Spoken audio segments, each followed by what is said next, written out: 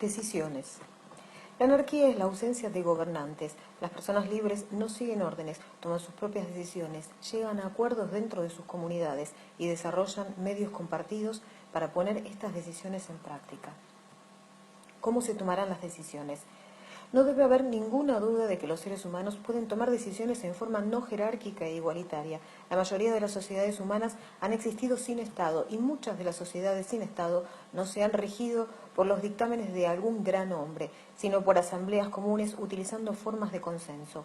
Numerosas sociedades basadas en el consenso han sobrevivido miles de años hasta el día de hoy, incluso a través del colonialismo europeo en África, Australia, Asia, América y en la periferia de Europa. A la gente de las sociedades en las que el poder de decisión ha sido monopolizado por el Estado y las empresas, le puede resultar difícil inicialmente tomar decisiones de forma igualitaria, pero se hace más fácil con la práctica. Afortunadamente, todos tenemos algo de experiencia con la toma de decisiones horizontales. La mayoría de las decisiones que tomamos en la vida cotidiana, con los amigos y espero que con los colegas y familiares, las hacemos sobre la base de la cooperación en lugar de la autoridad.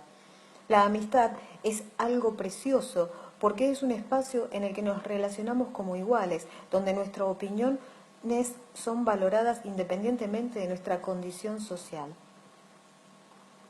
Los grupos de amigos suelen utilizar el consenso informal para decidir cómo pasar el tiempo juntos, organizar actividades, ayudarse mutuamente y responder a los desafíos de su vida diaria. Así, la mayoría de nosotros ya entiende el consenso intuitivamente. Con personas que son significativamente diferentes de nosotros, se necesita más práctica para aprender a llegar a un consenso, especialmente en grupos grandes o cuando es necesario coordinar actividades complejas, pero es posible.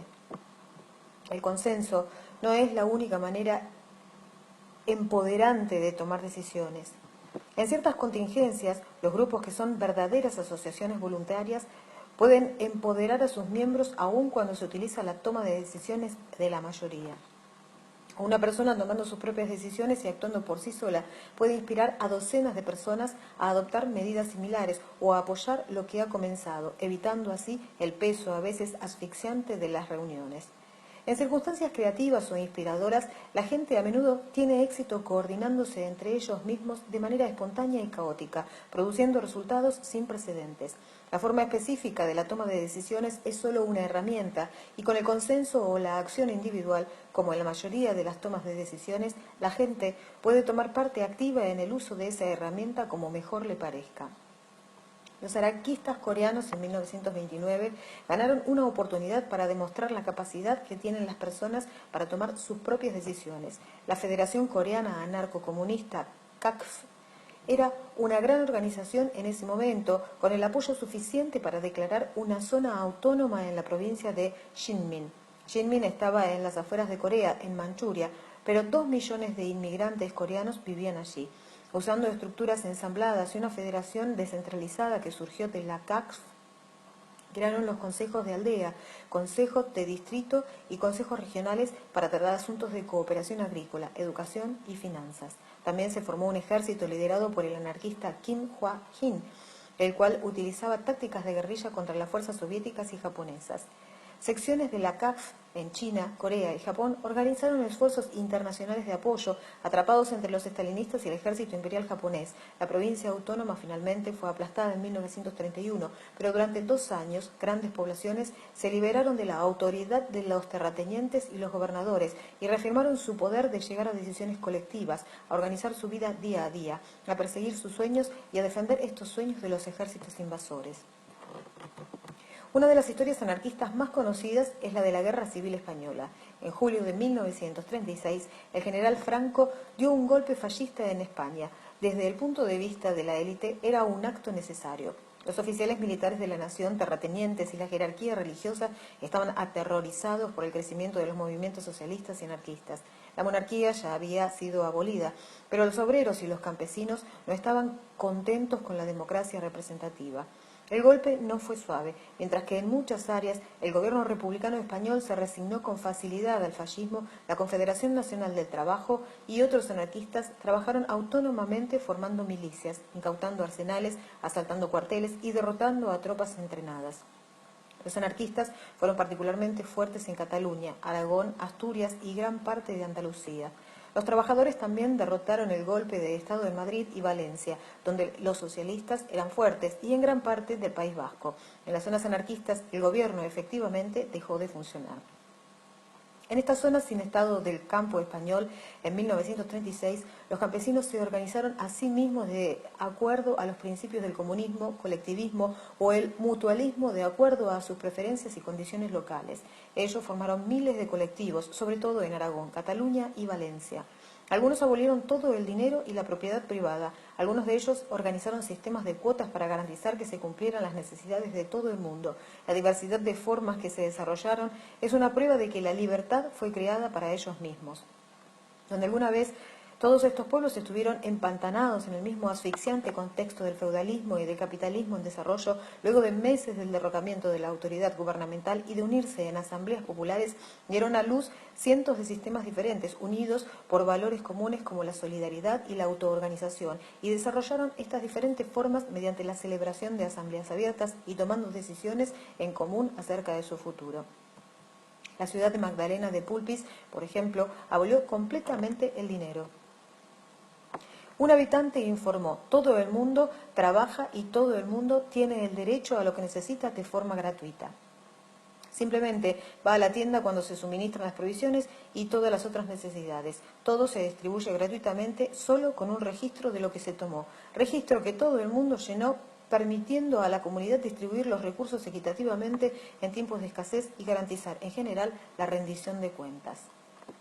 Otros colectivos elaboraron sus propios sistemas de intercambio. Estos emitieron una moneda local en forma de vales, fichas, cuadernillos de racionamiento, certificados y cupones, sin ningún interés y que no eran negociables fuera del colectivo emisor. Las comunidades que habían suprimido el dinero pagaban cupones a sus trabajadores en función del tamaño de la familia, un salario familiar basado en las necesidades de la familia más que en la productividad de sus miembros.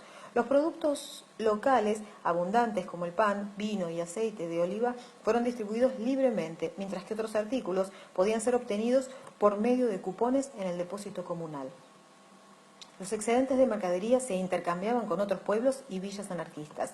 Había mucha experimentación con los nuevos sistemas monetarios. En Aragón habían cientos de diferentes tipos de cupones y sistemas de dinero, por lo que la Federación de Colectividades Campesinas de Aragón decidió por unanimidad sustituir la moneda local por un folleto de ración estándar, aunque cada colectivo conservaba el poder de decidir cómo se distribuirían los bienes y la cantidad de cupones que recibirían los trabajadores.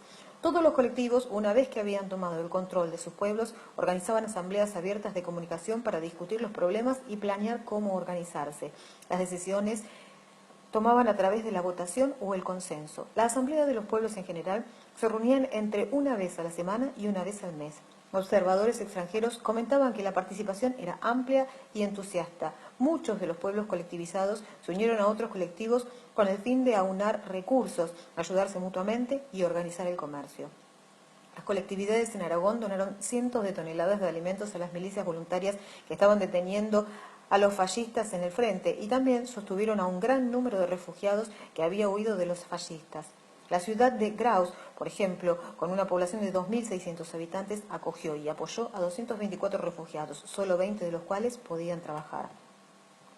En la asamblea, los colectivos discutieron los problemas y las propuestas. Muchos colectivos eligieron comités administrativos que consistían generalmente de media docena de personas que gestionaban los asuntos hasta la próxima reunión.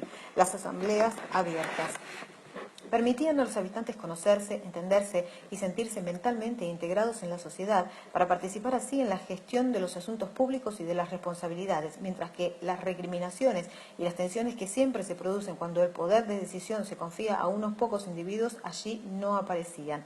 Las asambleas eran públicas, las objeciones, las propuestas eran públicamente discutidas, todo el mundo era libre, como en las asambleas sindicales, a participar en las discusiones, a criticar, a proponer, etc. La democracia extendida a la totalidad de la vida social. En la mayoría de los casos, incluso los individualistas, local que no se había unido al colectivo, podían participar en las deliberaciones. Se les dio la misma audiencia que a los colectivistas.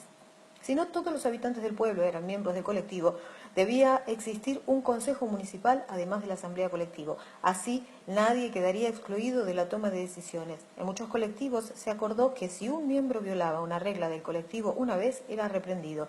Si esto ocurriera por segunda vez, era referido a la asamblea general. Solo la asamblea general podía expulsar a un miembro del colectivo. A los delegados y administradores se les negó el poder punitivo. El poder de la Asamblea General para responder a las transgresiones también se utilizó para evitar que las personas con tareas delegadas fueran irresponsables o autoritarias.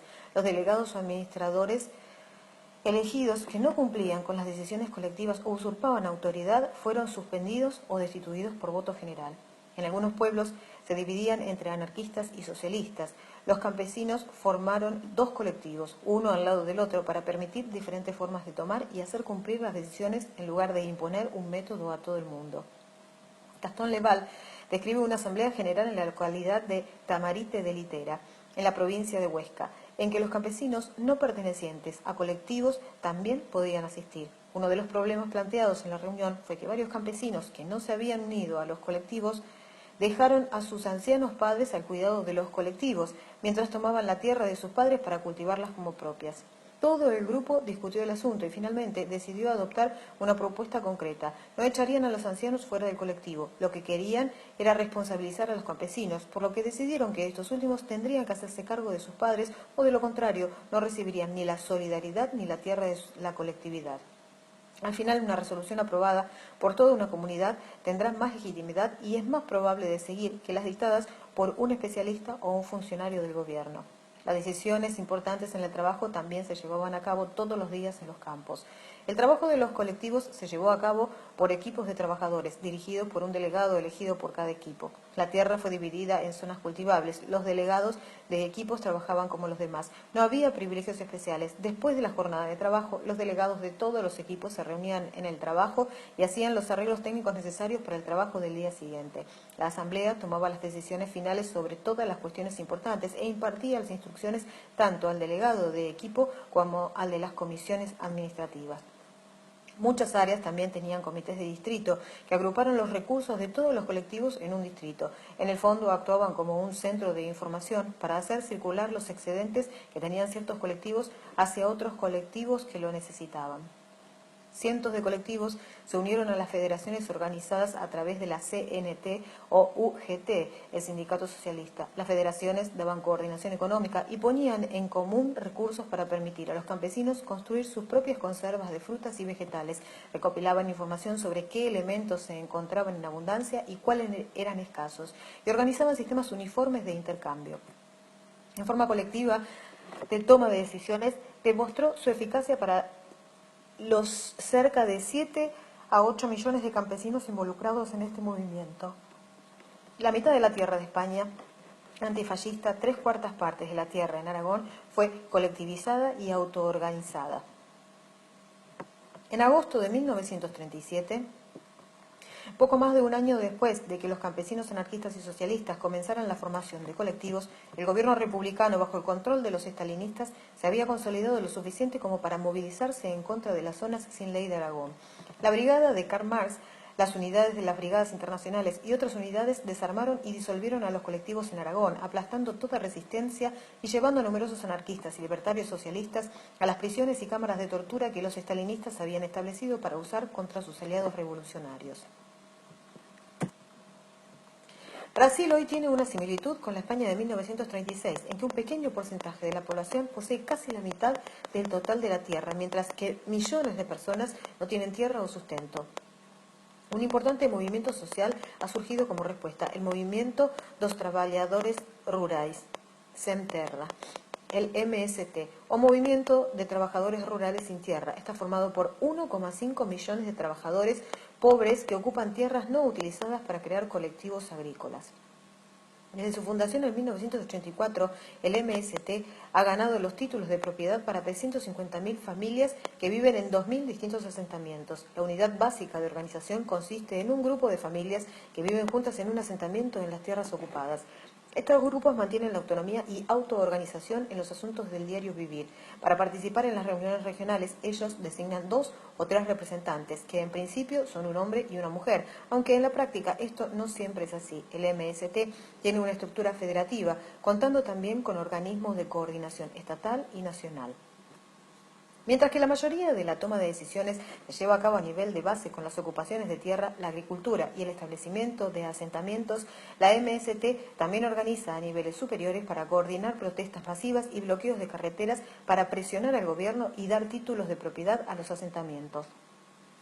El MST ha mostrado una gran cantidad de innovación y fortaleza, organizando escuelas y protegiéndose ellos mismos de la frecuente represión policial. Han desarrollado prácticas de agricultura sostenible, incluyendo la creación de bancos de semillas para semillas nativas. Han invadido y destruido las plantaciones de eucalipto perjudiciales para el medio forestal y los terrenos de prueba para los cultivos modificados genéticamente.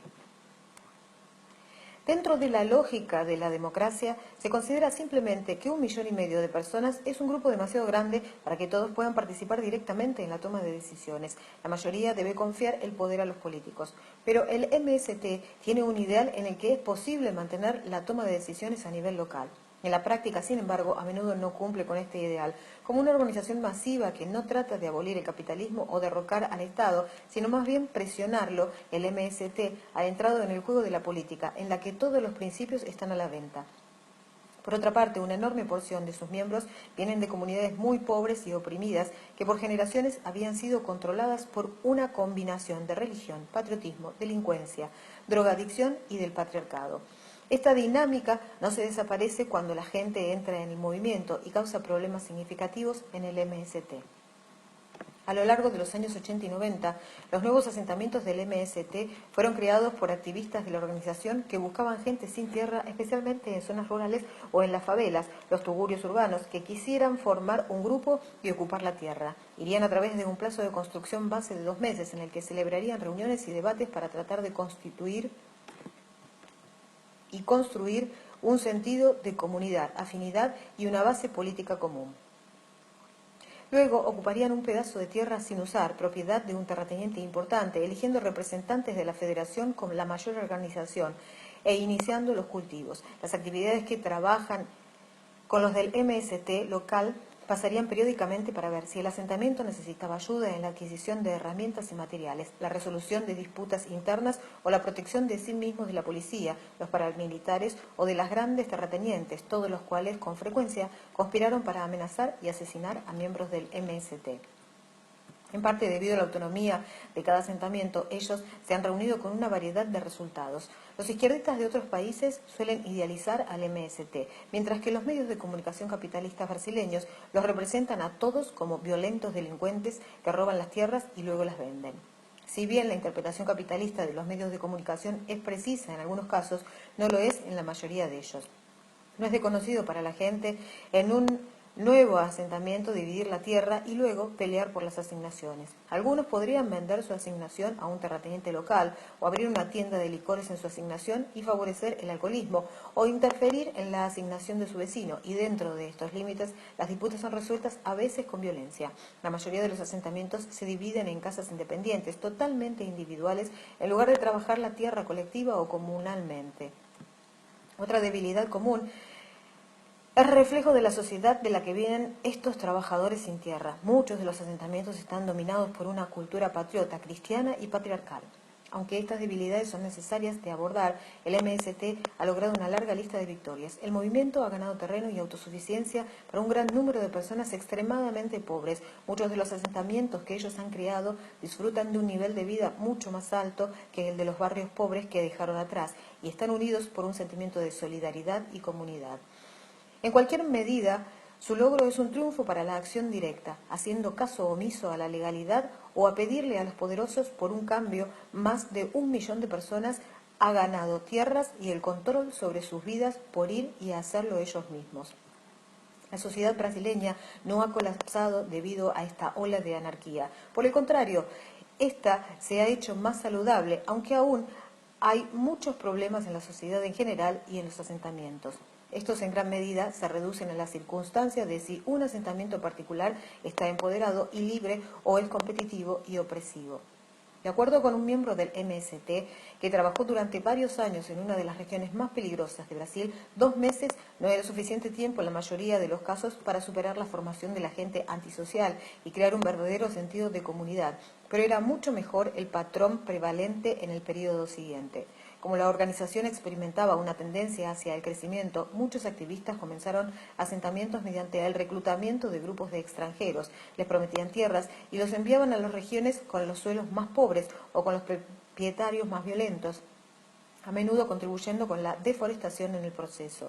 Naturalmente, este énfasis en los resultados cuantitativos amplificó las peores características de la organización y en muchos sentidos la debilitó, incluso cuando su poder político aumentaba. El contexto para esta cuenca en el MST fue la elección del presidente Lula del Partido de los Trabajadores, el PT, en el 2003. Anteriormente, el MST había sido autónomo, no cooperaban con los partidos políticos o no permitían políticos en la organización, aunque muchos organizadores utilizaron al MST para lanzar carreras políticas. Pero con la victoria sin precedentes de los progresistas, el Partido Socialista de los Trabajadores, la dirección del MST trató de prohibir que nadie en la organización hablara públicamente en contra de las nuevas políticas agrarias del gobierno. Al mismo tiempo, la MST comenzó a recibir grandes cantidades de dinero por parte del gobierno. Lula prometió entregar tierras a un cierto número de familias y los dirigentes del MST se apresuraron en llenar esta cuota y engullir a su propia organización, abandonando sus bases y principios. Muchos influyentes organizadores y líderes del MST, respaldos por los asentamientos más radicales, criticaron esta colaboración con el gobierno y abogaron por una mayor posición antiautoritaria y, de hecho, para el año 2005, cuando el programa agrario del PT resultó ser una excepción, el MST comenzó a cuestionar ferozmente al nuevo gobierno. En los ojos de los antiautoritarios, la organización había perdido su credibilidad, además de demostrar una vez más los resultados predecibles de la colaboración con el gobierno. Pero dentro del movimiento todavía hay muchas causas para inspirarse. Muchos de los asentamientos continúan demostrando la capacidad de las personas para superar la socialización capitalista y autoritaria, si se deciden a hacerlo. Tal vez el mejor ejemplo son las comunas da terra, una red de asentamientos que constituyen una minoría dentro del MST, que cultivan la tierra comunalmente, fomentan un espíritu de solidaridad, desafían internamente al sexismo y a la mentalidad capitalista y crean ejemplos prácticos de anarquía. Es notable que la gente en la terra da comunas disfrute de un mejor nivel de vida que aquellos que viven en los asentamientos individuales. Hay también ejemplos contemporáneos de la organización no jerárquica en América del Norte. A lo largo de los Estados Unidos hoy en día existen decenas de proyectos de anarquistas que se ejecutan sobre un consenso básico. El consenso en la toma de decisiones puede ser utilizado sobre una base ad hoc para planificar un evento o campaña o de manera más permanente para ejecutar un centro de información, un centro social anarquista que puede servir como una librería radical, biblioteca, cafetería, salas de reuniones, sala de conciertos o tienda libre. Una reunión típica puede comenzar con voluntarios llenando posiciones de facilitador y anotador. Muchos grupos también utilizan un vigilante de vibraciones, alguien que se ofrece a prestar especial atención a las emociones y las interacciones dentro del grupo, reconociendo que lo personal es político y que la tradición de suprimir las emociones en los espacios políticos deriva de la separación de lo público y lo privado, separación en la que se basan el patriarcado y el Estado.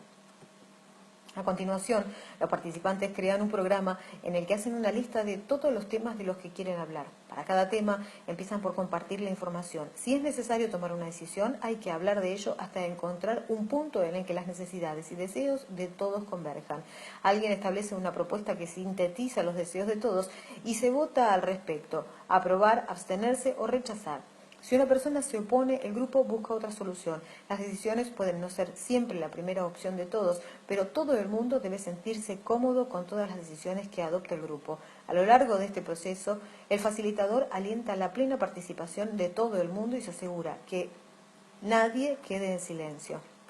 A veces el grupo es incapaz de resolver un problema particular, pero la opción de no llegar a ninguna decisión demuestra que en el consenso la salud del grupo es más importante que la eficiencia. Tales grupos se forman bajo el principio de asociación voluntaria. Cualquiera es libre de salir si así lo desea, en contraste con las estructuras autoritarias que pueden negar a las personas el derecho a salir o dejar exentos a algunos de una decisión en la que no estaban de acuerdo. De acuerdo con este principio, es mejor respetar los diferentes puntos de vista de los miembros de un grupo que hacer cumplir una decisión que deja a algunas personas excluidas o silenciadas. Esto puede parecer poco práctico para aquellos que no han participado en este proceso, pero el consenso ha servido para muchos infojobs y proyectos similares en los Estados Unidos por años. Usando el consenso, estos grupos han tomado decisiones necesarias para organizar espacios y eventos, llegar a las comunidades circundantes, atraer nuevos participantes, recaudar fondos y resistir a los intentos de los gobiernos locales y líderes empresariales de cerrarlas. Es más, parece que varios proyectos basados en el consenso en los Estados Unidos están creciendo. Por supuesto, el consenso funciona mejor para las personas que se conocen y tienen un interés común de trabajar juntos. Si son voluntarios que desean ejecutar un centro de información, vecinos que quieran resistir el aburguesamiento o miembros de un grupo de afinidad planificado ataques contra el sistema, pero de que funciona, funciona. Una objeción común es que las reuniones de consenso llevarán más tiempo, pero ¿son realmente menos eficientes? Los modelos autoritarios de toma de decisiones, incluyendo la votación por mayoría, en la que la minoría se ve obligada a ajustarse a la decisión de la mayoría, ocultan o externalizan sus costos reales. Comunidades que usan medios autoritarios para formar sus decisiones no pueden existir sin que la policía o alguna otra estructura hagan cumplir estas decisiones. El consenso excluye la necesidad de forzar o castigar al asegurarse de que todo el mundo está satisfecho de antemano. Cuando se tienen en cuenta todas las horas de trabajo que una comunidad pierde en el mantenimiento de una fuerza policial, que es un enorme sumidero de recursos, las horas dedicadas a reuniones de consensos parecen un buen uso del tiempo después de todo. La rebelión en el sureño estado mexicano de Oaxaca ofrece otro ejemplo de las formas de decisiones populares. En el 2006, la gente se hizo cargo de la ciudad de Oaxaca y de gran parte del estado. Más de la mitad de la población de Oaxaca es indígena y las luchas contra el colonialismo y el capitalismo se remontan 500 años atrás. En junio de 2006, 70.000 profesores en huelga se reunieron en Oaxaca de Juárez, la capital, para presionar por sus demandas por un salario digno y mejores instalaciones para los estudiantes. El 14 de junio la policía atacó los campamentos de profesores, pero estos se defendieron obligando a la policía a salir del centro de la ciudad, haciéndose cargo de los edificios del gobierno, desalojando a los políticos y creando barricadas para mantenerlos fuera. La ciudad de Oaxaca se autoorganizó y fue autónoma durante 5 meses hasta que fueron enviadas tropas federales.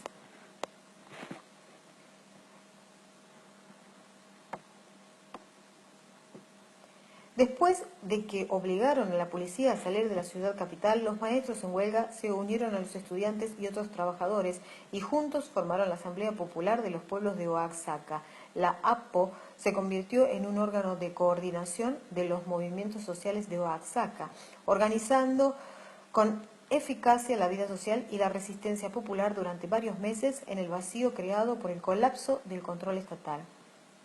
Reunió delegados de los sindicatos, organizaciones no gubernamentales, organizaciones sociales y cooperativas a lo largo de todo el estado, tratando de tomar decisiones en el espíritu de los pueblos indígenas con la práctica del consenso, aunque la mayoría de las asambleas tomaron decisiones con mayoría de votos.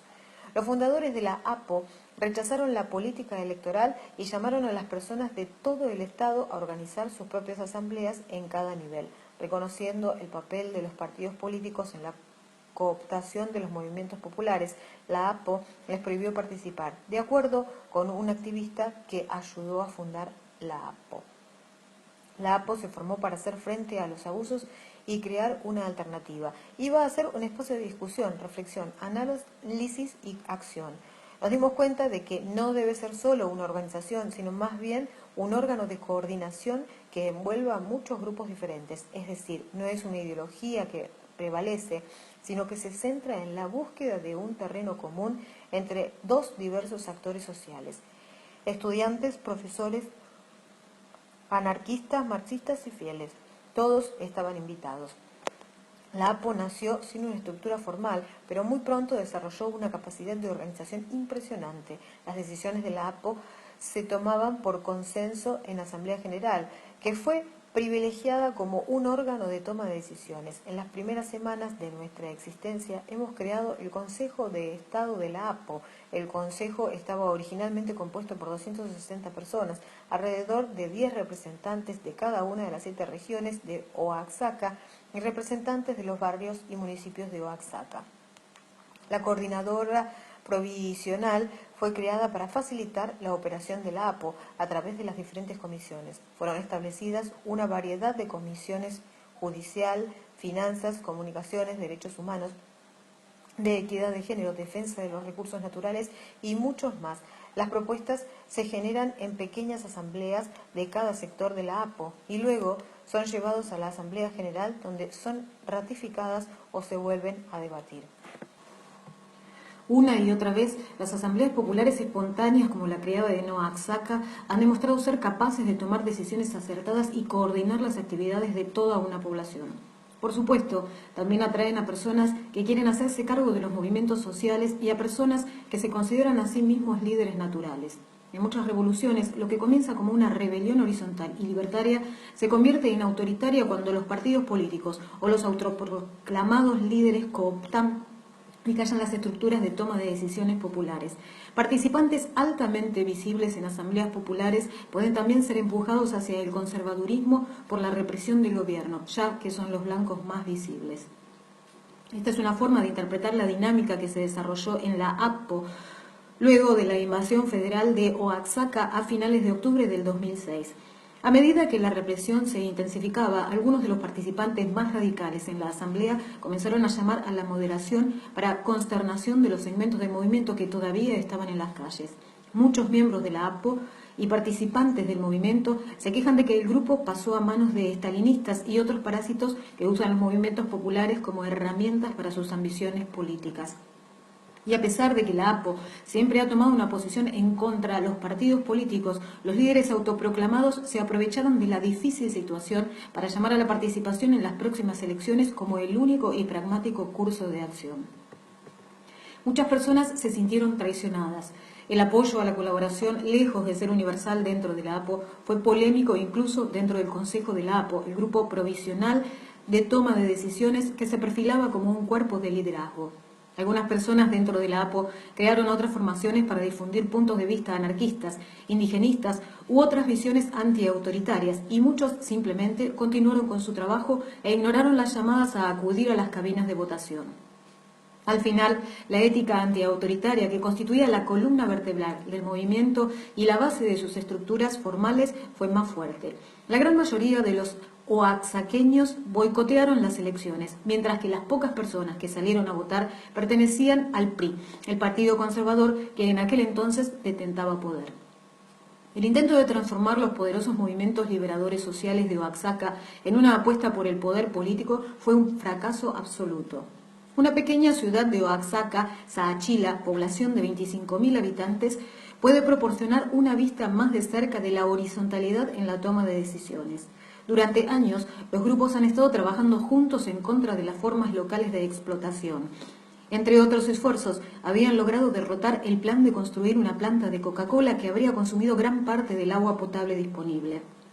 Cuando la rebelión estalló en la ciudad de Oaxaca, la mayoría de los residentes decidieron tomar medidas. Convocaron a la primera Asamblea Popular de Saachila con el repique de campanas, llamándolos a todos para compartir la noticia del ataque de la policía en la ciudad de Oaxaca y para decidir qué hacer con su propio pueblo. Se decidió lo siguiente. Hombres, mujeres, niños y miembros del Consejo de la ciudad se unieron para hacerse cargo del edificio municipal. Gran parte de la construcción fue cerrada y solo utilizamos los pasillos y las oficinas abiertas. Nos alojamos en el edificio municipal día y noche, cuidándolo todo. Y así es como las asambleas barriales nacieron. Decíamos, es el barrio de la Soledad el que cambia y a su vez mañana le toca a San Jacinto. Así fue como las asambleas del barrio se utilizaron por primera vez y más tarde se convirtieron en los cuerpos de toma de decisiones, que es donde estamos ahora. La incautación del edificio municipal fue totalmente espontánea. Los activistas desde antes jugaban un papel e inicialmente dirigieron cosas, pero la estructura de la Asamblea Popular se desarrolló poco a poco. Las asambleas de barrio, compuestas por un cuerpo de rotación de 5 personas, también se formaron en cada sección de la ciudad y juntos formaron la Asamblea Popular Permanente, el Consejo del Pueblo de Saachila. La gente de las asambleas de barrio pueden no ser activistas para nada, pero poco a poco, a medida que siguen con su obligación de llevar la información de ida y vuelta desde el Consejo, desarrollan su capacidad de liderazgo. Todos los acuerdos tomados en el Consejo son estudiados por estas 5 personas y luego se devuelven a los barrios para su revisión. Estas asambleas están totalmente abiertas, cualquiera puede participar y hacer oír su voz. Las decisiones siempre van a votación general y todos los adultos presentes pueden votar. Por ejemplo, si algunas personas piensan que debe ser construido un puente y otros piensan que necesitamos centrarnos en la mejora de la electricidad, votamos cuál debe ser la prioridad. La victoria son de la mayoría, del 50% más 1. La gente del pueblo echó al alcalde mientras mantuvieron los servicios públicos y también establecieron una estación de radio comunitaria. La ciudad sirvió como modelo para docenas de otros municipios en todo el estado que pronto proclamaron su autonomía. Años antes de esos acontecimientos en Saachila, otro grupo organizó villas autónomas en el estado de Oaxaca, 26 comunidades rurales afiliadas al CIPO-RFM, Consejo de los Pueblos Indígenas de Oaxaca, Ricardo Flores Magón, una organización que se identifica con la tradición del sur de México de la resistencia indígena y anarquista. El nombre hace referencia a un influyente anarquista indígena en la Revolución Mexicana. En la medida en que puedan, viviendo bajo un régimen opresivo, las comunidades de CIPO afirman su autonomía y se ayudan mutuamente para cumplir con sus necesidades, poniendo fin a la propiedad privada y trabajando la tierra comunalmente. Normalmente, cuando un pueblo expresa su interés en unirse al grupo, alguien de la CIPO vendrá a explicar cómo funcionan y los habitantes del pueblo decidirán si quieren participar o no. El gobierno a menudo niega recursos a los pueblos CIPO con la esperanza de que mueran de hambre, pero no es de extrañar que mucha gente pensara que podría vivir con mayor riqueza siendo dueños de sus propias vidas, incluso si esto significaba una mayor pobreza material. ¿Cómo se tomarán las decisiones impuestas? Tanto ha crecido el Estado el hecho de que las personas son capaces de implantar sus propias decisiones, que aquellos elevados en esta sociedad son apremiados a imaginar cómo podría llevarse a cabo esto sin dar a una pequeña minoría la autoridad para coaccionar a la gente a seguir sus órdenes. Por el contrario, el poder para hacer cumplir las decisiones debe ser tan universal y descentralizado como el poder para tomar esas decisiones. Han habido sociedades sin Estado en todos los continentes que utilizan sanciones difusas en vez de fiscalizadores especializados. Solo a través de un proceso largo y violento los estados usurpan esta capacidad de la gente y la monopolizan como propia. Así es como funcionan las sanciones difusas. En un proceso continuo, una sociedad decide cómo quiere organizarse y qué comportamientos considera inaceptables. Esto puede ocurrir con el tiempo o en contextos formales e inmediatos. La participación de todos en la forma de estas decisiones se complementa con la participación de todos en la defensa de ellos. Si alguien rompe estas normas comunes, todo el mundo está acostumbrado a reaccionar. Ellos no llaman a la policía, ni presentan una queja o esperan a que alguien haga algo. Se acercan a la persona que creen que está mal y se lo dicen o toman otra acción apropiada. Por ejemplo, la gente de un barrio puede decidir que cada hogar tome diferentes turnos en la limpieza de la calle. Si un hogar no se atiene a esta decisión, todos los demás en el bloque tienen la capacidad para pedirle que cumpla con su responsabilidad. Dependiendo de la gravedad de la transgresión, es que otras personas en tu vecindario pueden reaccionar con la crítica, el ridículo o el ostracismo. Si el hogar tiene una buena excusa para no hacerlo, tal vez alguien que vive allí está muy enfermo y los otros ocupados cuidándolo, los vecinos pueden optar por entenderlo y perdonar el lapso. Esa flexibilidad y sensibilidad, por lo general, están ausentes en un sistema basado en la ley. Por otro lado, si el negligente hogar no tiene excusa y no solo nunca limpia las calles, sino que ensucian, sus vecinos podrían celebrar una reunión general exigiendo un cambio en su comportamiento, o pueden ser que se tomen acciones como acumular toda la basura enfrente de la puerta de dicha casa. Mientras tanto, en las interacciones del día a día entre vecinos individuales, pueden compartir sus críticas a los miembros del hogar transgresor o burlarse de ellos, no invitarlos a las actividades conjuntas o exponerlos en las calles. Si alguien es incorregiblemente antisocial, siempre bloqueando o contradiciendo los deseos del resto del grupo y negándose a responder a las preocupaciones de la gente, la respuesta final es sacar a esa persona fuera del grupo. Este método es mucho más flexible y más liberador que los métodos coercitivos legales. En lugar de estar atado a la ciega carta de la ley, que no puede tener en cuenta circunstancias específicas o necesidades de las personas y que depende de una poderosa minoría para su ejecución, el método de sanciones difusas permite sopesar a todos la gravedad misma de la transgresión. También permite a los transgresores la oportunidad de convencer a los demás de que sus acciones estaban justificadas, proporcionando constantes desafíos a la moral dominante. Por el contrario, en un sistema estatista, las autoridades no tienen que demostrar que algo es bueno o malo antes de allanar la casa de alguien o confiscar una droga considerada ilegal. Todo lo que tienen que hacer es citar una ley de un libro de derecho del que sus víctimas no tenían idea. En una sociedad horizontal, la gente hace cumplir las decisiones de acuerdo a cuán entusiastas están frente a esas decisiones. Si casi todo el mundo apoya con fuerza una decisión, será confirmada en vigor, mientras que si una decisión hace sentir neutral o apática a mucha gente, solo se velará parcialmente por ella, dejando abierto más espacio para la transgresión creativa y para explorar otras soluciones. Por otro lado, la falta de entusiasmo en la ejecución de las decisiones puede significar, en la práctica, que la organización cae sobre los hombros de los informales detentadores del poder, personas quienes son delegadas a una posición no oficial en la dirección por el resto del grupo, ya sea lo quieran o no. Esto significa que los miembros del grupo horizontales, desde viviendas colectivas hasta una sociedad completa, deben enfrentar el problema de la autodisciplina. Ellos deben asumir la responsabilidad de las normas que han acordado y las críticas de sus compañeros, así como el riesgo de ser impopulares o de enfrentar conflictos por criticar a aquellos que no cumplen normas comunes, hablando con el compañero de casa que no lava los platos o con la comunidad que no contribuye al mantenimiento de las carreteras. Es un proceso difícil, a menudo falta en muchos proyectos anarquistas actuales, pero sin esta, la toma de decisiones en grupo es una fachada y la responsabilidad es vaga y distribuida de manera desigual. Al pasar por este proceso, las personas se vuelven más poderosas y están más conectadas con su entorno. Los grupos siempre contienen la posibilidad de la conformidad y del conflicto. Los grupos autoritarios suelen evitar el conflicto mediante la aplicación de mayores niveles de conformidad. Las presiones para conformarse también existen en los grupos anarquistas, pero sin restricciones hacia el movimiento humano es más fácil para las personas abandonarlo y unirse a otros grupos o de actuar o de vivir por su cuenta. Por otro lado, la gente puede elegir los niveles de conformidad y de conflicto que quieren tolerar, y en el proceso de encontrar y de dejar grupos, las personas cambian y desafían las normas sociales. En el recién creado Estado de Israel, los judíos que habían participado en los movimientos socialistas en Europa tuvieron la oportunidad de crear cientos de kibbutz, las utópicas granjas comunales. En estas granjas, los miembros crearon un gran ejemplo de vida en común y de toma de decisiones. En un típico kibbutz, la mayoría de las decisiones se tomaban en una asamblea general, 2 veces por semana. La frecuencia y la duración de las reuniones surgieron del hecho de que muchos aspectos de la vida social estaban abiertos al debate, así como de la creencia común de que las decisiones adecuadas solo pueden tomarse después de la discusión intensiva en grupo.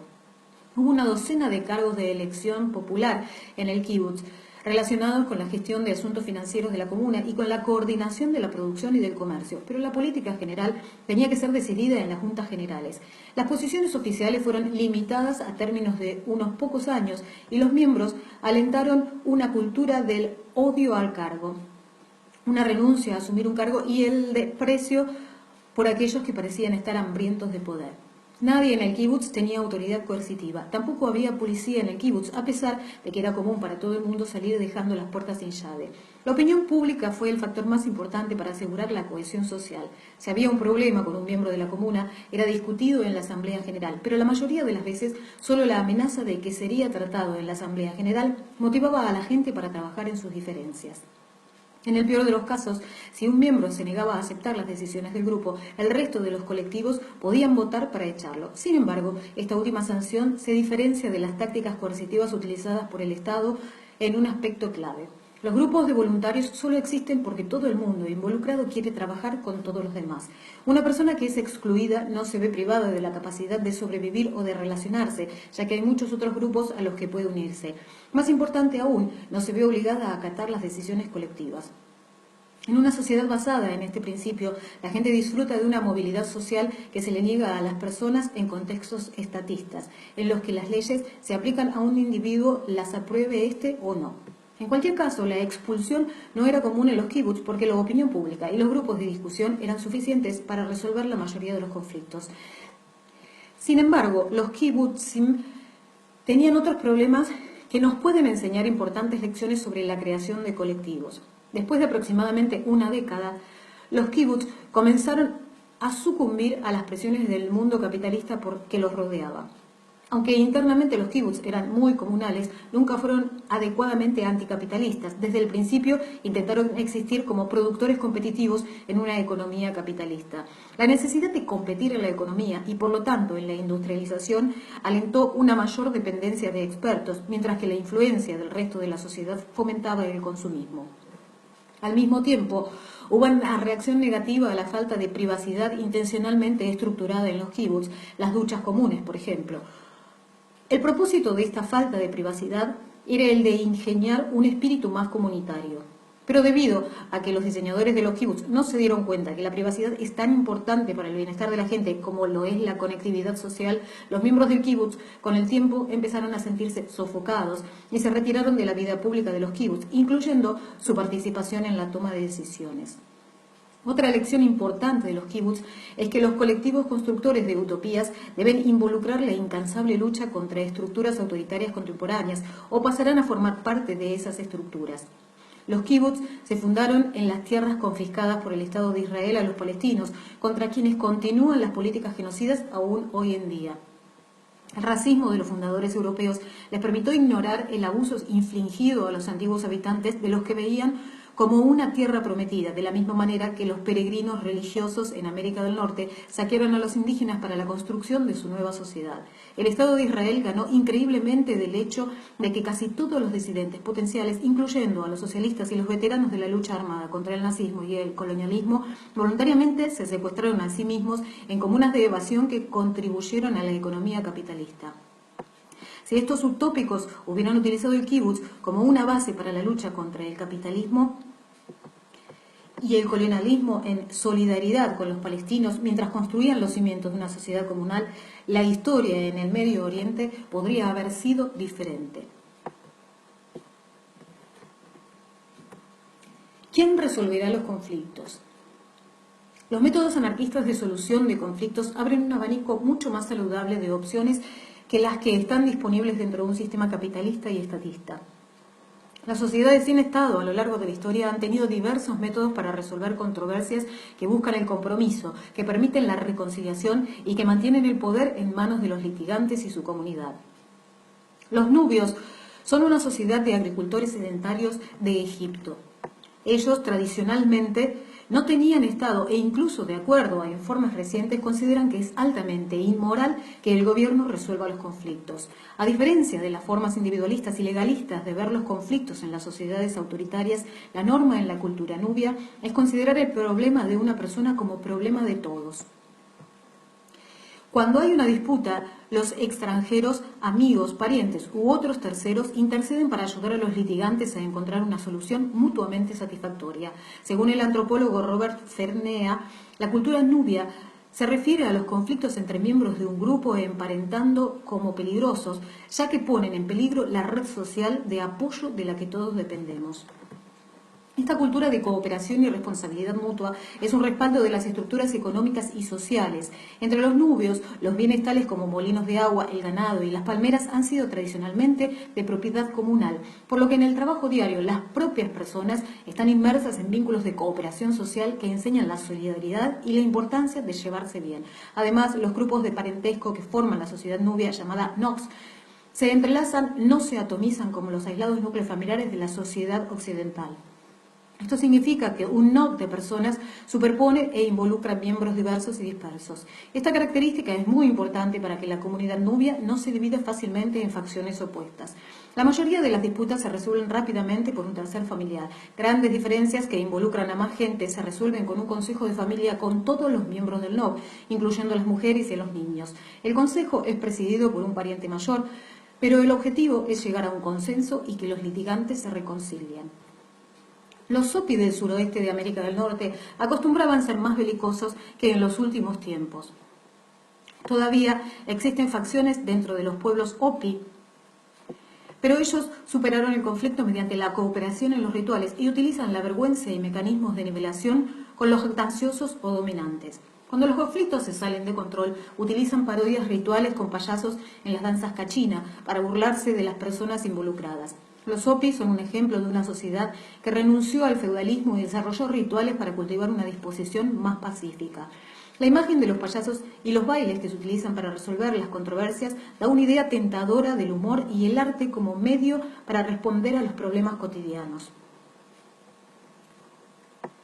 Hay un mundo de posibilidades interesantes que las asambleas generales o los procesos de mediación, la resolución artística de conflictos alientan nuevas formas de enfocar los problemas y subvierte la posibilidad de mediadores que permanentemente obtienen poder por monopolizar el papel de árbitro. Reunión en las calles. Los políticos y los tecnócratas claramente no son capaces de tomar responsablemente las decisiones de millones de personas. Ellos han aprendido lo suficiente de sus muchos errores pasados, que los gobiernos no suelen derrumbarse debido a la incompetencia que ellos pueden aportar, así como que difícilmente serán ellos los que crearán el mejor de los mundos posibles. Si ellos pueden administrar y mantener sus absurdas burocracias funcionando, no está fuera de la lógica pensar que nosotros podríamos organizar nuestras comunidades para nosotros mismos, por lo menos de la mejor forma que podamos. La hipótesis de la sociedad autoritaria de que una población grande y diversa necesita instituciones especializadas para controlar la toma de decisiones puede ser refutada en muchísimas ocasiones. El MST de Brasil muestra que en un gran grupo de personas el mayor poder en la toma de decisiones puede residir a nivel basal, con cada una de las comunidades ocupándose de sus propias necesidades. El pueblo de Oaxaca demostró que toda una sociedad moderna se puede organizar y coordinar las resistencias contra el asalto constante de la policía y los paramilitares, con asambleas abiertas. Los infoshops anarquistas y los kibbutz israelíes muestran que grupos ejecutando complejas operaciones que tienen que pagar el alquiler o cumplir con horarios de producción durante el cumplimiento de objetivos sociales y culturales que las empresas capitalistas ni siquiera intentan, pueden tomar decisiones en forma oportuna y defender estas decisiones sin ninguna clase de matones. Los Nuer muestran que la toma de decisiones horizontal pueden prosperar durante generaciones, incluso después de la colonización, y que con una cultura restauradora en la resolución de conflictos no hay necesidad de una institución especializada para resolver las disputas. Durante la mayoría de la historia humana, nuestras sociedades han sido igualitarias y se han autoorganizado y no hemos perdido la capacidad de tomar y mantener las decisiones que afectan nuestras vidas o de imaginar nuevas y mejores formas de organización. Siempre que las personas superen la alienación y se unan con sus vecinos, desarrollarán nuevas y emocionantes formas de coordinación y toma de decisiones. Una vez liberados de terratenientes, sacerdotes y alcaldes, los campesinos sin educación y oprimidos de Aragón se mostraron igual en la tarea de hacer no solo un nuevo mundo, sino cientos de ellos. Los nuevos métodos en la toma de decisiones suelen estar influenciados por instituciones y valores culturales preexistentes. Cuando la gente recupera la autoridad de tomar decisiones sobre algún aspecto de sus vidas, deben preguntarse a sí mismos cuáles son los puntos de referencia y los procedentes que ya existen en su cultura y qué desventajas arraigadas se tienen que superar. Por ejemplo, podría haber una tradición de reuniones ciudadanas que se podrían ampliar desde ventanas simbólicas a verdadera autoorganización. Por otra parte, la gente podría partir de una cultura machista, en cuyo caso se tiene que aprender a escuchar, comprometerse y hacer preguntas.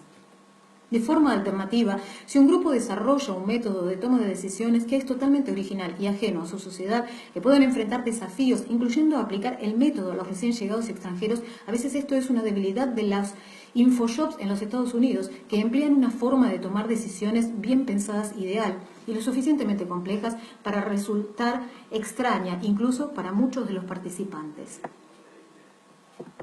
Un grupo antiautoritario puede usar alguna forma de consenso o de voto mayoritario. Los grupos grandes pueden encontrar que la votación es más rápida y más eficiente, pero también puede silenciar a una minoría. Quizá la parte más importante del proceso es la discusión que ocurre antes de la decisión. La votación no disminuye la importancia de los métodos que permiten comunicarse a todos y llegar a buenos compromisos.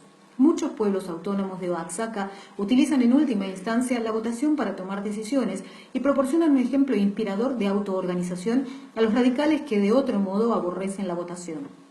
Aunque la estructura del grupo influye sin duda en la cultura y sus resultados, la formalidad de la votación puede ser un expediente aceptable si toda la discusión que se lleva a cabo antes se empapa de un espíritu de solidaridad y cooperación. En una sociedad autoorganizada, no todos participan por igual en reuniones y otros espacios formales. Un cuerpo de toma de decisiones puede llegar a ser dominado por ciertas personas y la propia asamblea se puede transformar en una institución burocrática con poderes coercitivos. Por esta razón, puede ser necesario desarrollar formas descentralizadas y superponer formas de organización y de toma de decisiones, así como para preservar el espacio para la organización espontánea que se produce fuera de todas las estructuras preexistentes.